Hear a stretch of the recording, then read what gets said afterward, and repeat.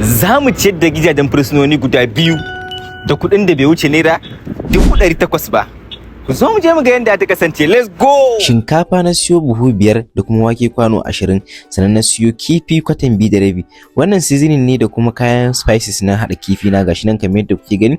Na ciccakuɗa zuwa na farko sai na juyo shi ma zuwa na biyu, shi ma na zuba masa seasoning da spices, shi ma na ciccakuɗa shi gashi nan kamar yadda kuke gani.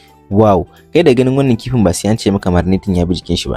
Gashi nan muka bar saka shi a fulawa muka cike plate na farko, sai na zo muka fara suya gashi nan kamar yadda kuke gani. Ta wancan bangaren kuma muna ta sauke tukwane, wayannan sune tukunya na karfi na hada musu wuta muka rufe.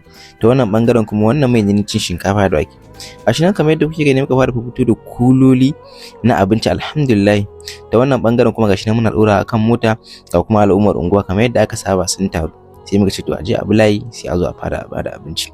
Wato ni da na yi musu kallon yan kaɗan, amma kafin ka ce wannan abincin ya kare kuma sannan da yawan su. Ta wannan bangaren ina ta zuba musu abinci, ta wannan bangaren kuma ana zuba musu mankuli da yaji da kuma kifi gashin da kamar yadda kuke gani alhamdulillah. To bayan mun gama da wannan gurin fa sai muka tafi gidan gyaran hali na kurmawa gashi nan kamar yadda kuke gani.